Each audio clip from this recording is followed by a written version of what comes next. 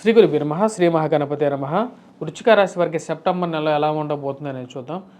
వృశ్చిక రాశి వారికి అర్ధాష్టమ శని ప్రభావం, అంటే ముఖ్యంగా అర్ధాష్టమంలో చతుర్థంలో శని, సప్తమంలో గురువు, పంచమంలో రాహుగ్రహ సంచారం జరుగుతున్నది.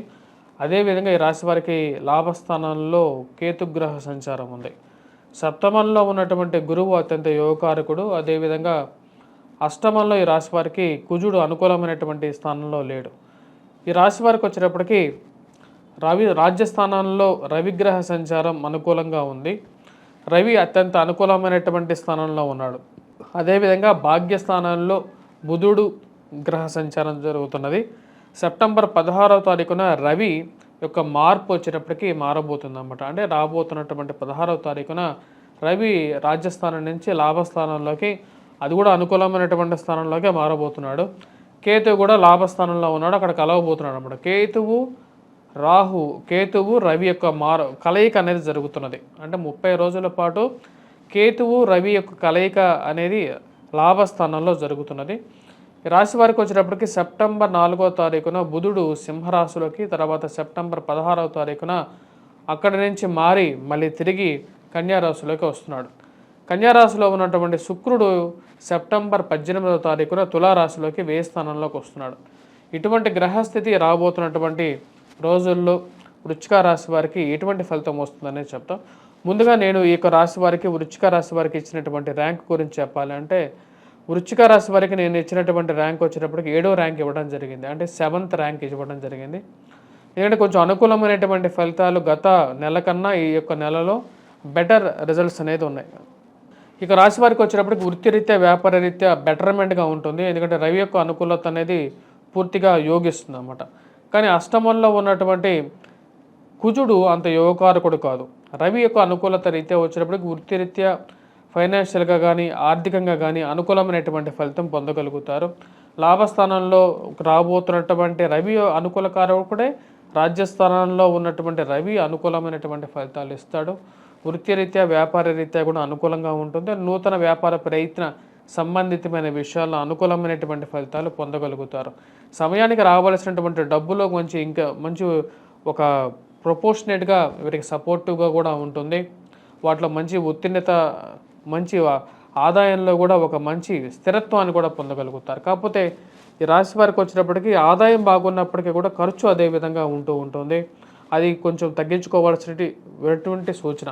ఈ రాశి వారికి లాభస్థానంలోకి 16వ తారీఖున రవిగ్రహ మార్పు జరిగినప్పుడు ఉన్నత స్థాయిలో ఉన్నటువంటి స్త్రీ పురుషులతో సత్సంబంధాలు అనేది ఏర్పడగలుగుతాయి.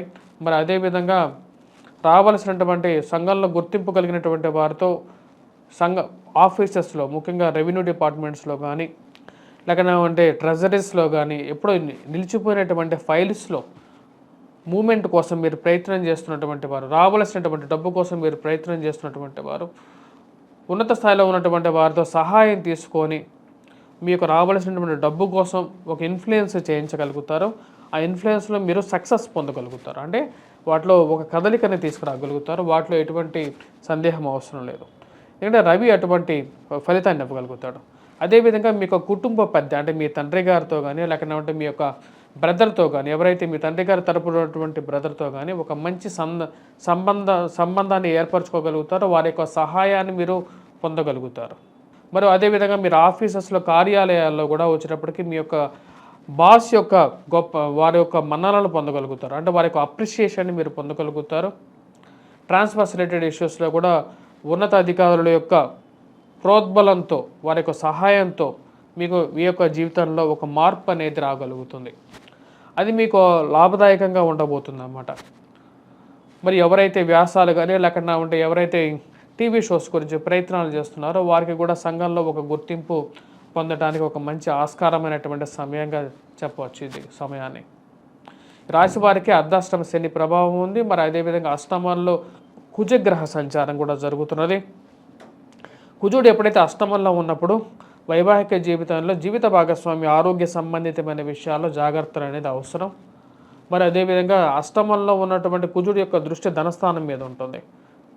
ధనస్థానం మీద ఉన్నప్పుడు ముఖ్యంగా ఈ రాశి కొన్ని జాగ్రత్తలు కూడా తీసుకోవాలి. ధైర్యంతో చేసేటువంటి పనుల్లో ముందు వెనక చూడకుండా కొన్ని ప్రయత్నాలు చేయొద్దు.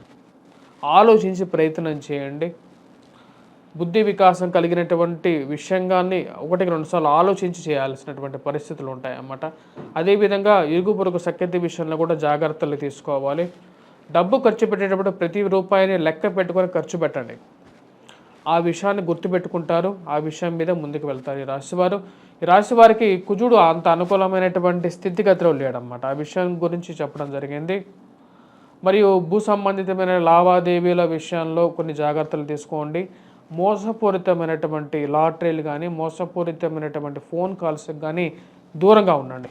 అనవసరమైనటువంటి ఖర్చులు మరియు మోసపూరితమైనటువంటి కొత్త రకాలైనటువంటి దొంగతనాలుకి లోనవ్వటానికి అవకాశం అనేది ఉంది. కాబట్టి ఈ రాశి వారికి కొంచెం జాగ్రత్తగా ఉండాల్సినటువంటి ముఖ్యమైనటువంటి సూచన. ఈ రాశి వారికి ముఖ్యంగా చెప్పాలంటే భూ సంబంధితమైన లావాదేవీల్లో కొత్తగా భూమి కొనేటువంటి వారు జాగ్రత్తలు అనేది తీసుకోవాలి.